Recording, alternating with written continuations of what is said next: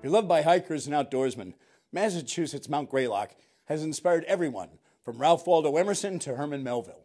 A beautiful and historic place, Greylock was once seen, though, as just one more mountain in the Taconic Range, until a handful of folks were motivated to create the state park we all enjoy today.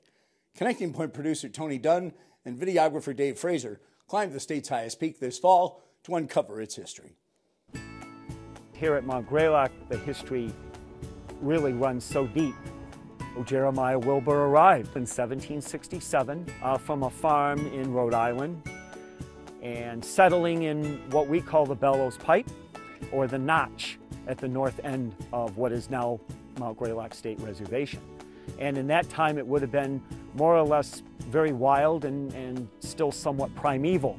And Jeremiah cobbled together a 1,600-acre farm comprising most of the northern end of the mountain range, including the summit.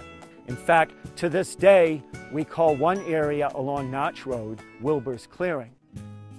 400 acres of the summit that originally had been part of Jeremiah's large farm holdings were sold to a group of Northern Berkshire businessmen who went under the name the Greylock Park Association. From those 400 acres, they essentially created infrastructure that supported tourism, a viewing tower, an open metal framed tourist tower, a summit house, and a coach from North Adams, and a roadway system. And that roadway system was actually a toll road, the final mile from below the summit to the top. And you had, each visitor had to pay a fee, much as we, continue to charge a fee in order to, pay the costs. And so in that sense, Mount Greylock played a very important, a very key role in the development of the tourist industry in Berkshire County and the region, really. The three founding fathers of Mount Greylock, John Bascom being the most prominent to many today because Bascom Lodge was named in his honor.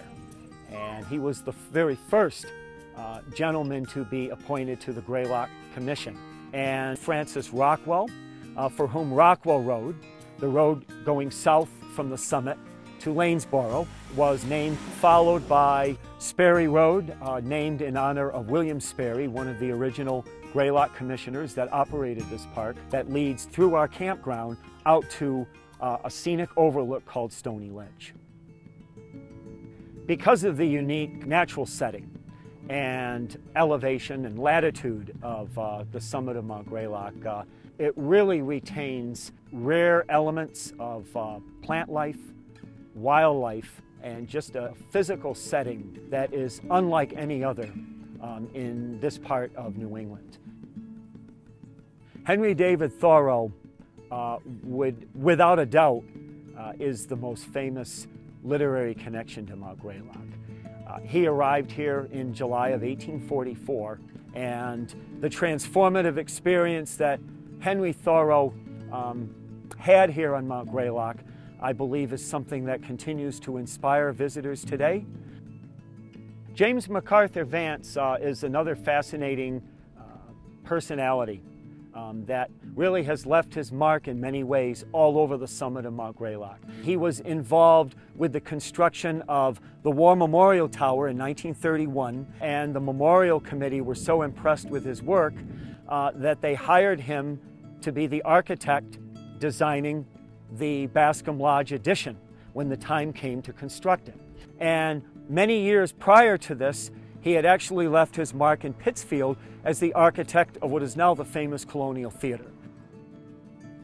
Mount Greylock has achieved such a high profile as a recreational destination and as a natural setting because of its visual beauty and the unique ecology that it is generally considered among the top 5 tourist destinations in the northeastern United States.